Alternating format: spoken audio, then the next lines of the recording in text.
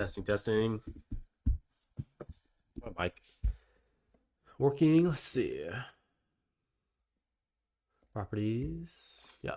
All right. Recap for Monday, February 9th. Yep. Gonna go over trades for the day, bias, narrative, um, everything I was thinking. Pretty dang spot on. But my execution was lacking just with some stop loss placements and entries, but bias was good. So today should have been a winning day. So what do we have? We had these two liquidity pools marked out here that I was looking for price to push up into. And yeah, so those my dolls for the day were these two. And that was all I cared about. I was just looking at these and I'm like, okay, anything else? I'm fine. What gave me this bullish bias also was the manipulation down here in this fair value gap. So we had this open imbalance, and then we had a manipulation in the imbalance. So from that reaction, I obviously was looking for buys. So let's go to our entry time frame. The 1 minute is what we use for my entry system. And so manipulation up here at 9:30, and then we start displacing up. So what am I looking for? An open fair value gap or soup manipulation to take to the upside? Let me see if we had a range aligned with this. The range was kind of wonky today.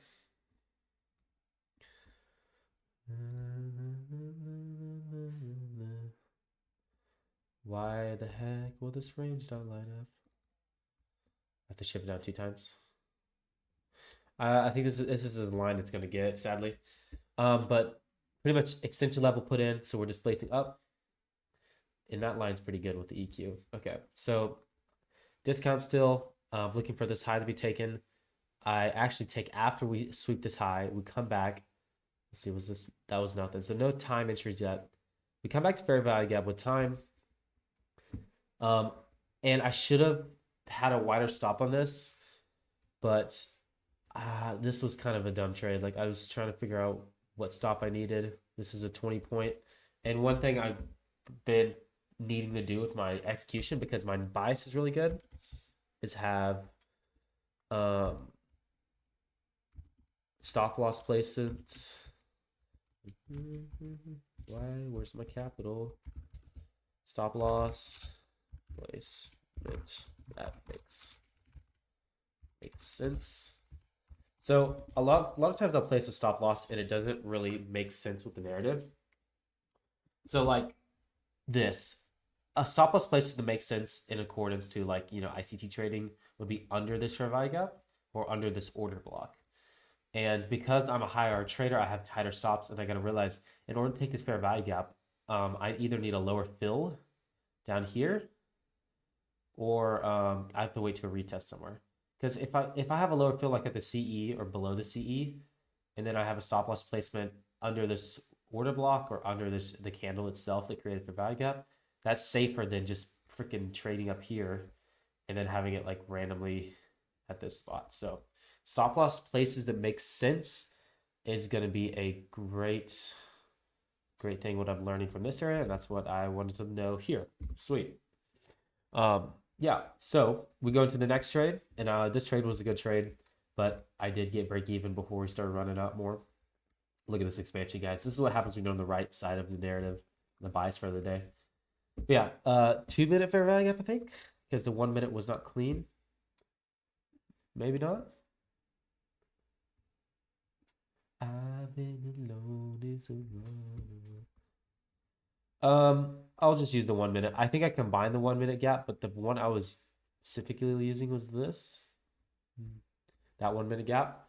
So we had a reaction with the 10.7 entry, 10.07 macro. So somewhere in here. And yeah, this one was kind of like, it is what it is. It's a good break even, because even if I did place my stop loss below this, and I gave my stop loss a lot more room after seeing the other trade, it was 25 points, but look at that stop out. I got break even because it went quite a bit of profit before it ran back.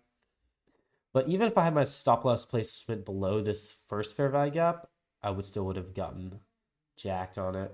But this would have made more sense as we had this fair value gap down here traded into. But we pretty much had two FVGs open here, and I took the top one. And honestly, even if I just took the top one, It is a break-even trade. It is what it is. Yeah, that kind of sucked because the retracement was deeper than I expected, and we had a massive expansion for the day, which is really annoying. Um, but yeah, those are the two trades for the day. Two bullish narrative bias, easy continuation setups. I don't even know if we had any soups in play. I think 1027. Let me just delete all this stuff. I already took notes. From a clear bias narrative, what is this? Is this macro? Because I was just playing off fair value gaps today and playing off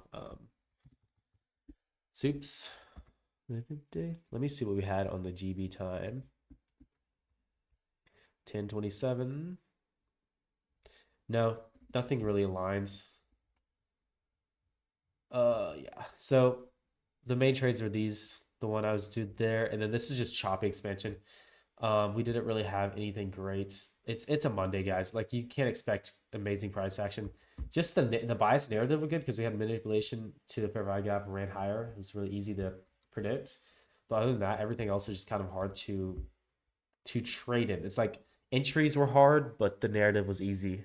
So what I learned from this, I'm trying to simplify my trading process to make it literally all you do is just trade. You find your narrative, find your dolls on the 1 hour.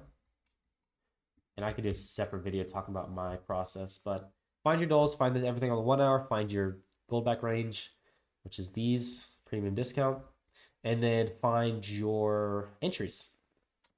And that's it, because we're trading entries towards the doll. It's really simple, guys. Obviously, we're aligned with our profiles, the daily and the weekly, just to see what's going on. But other than that, that is literally all my trading is incorporating around. Bye.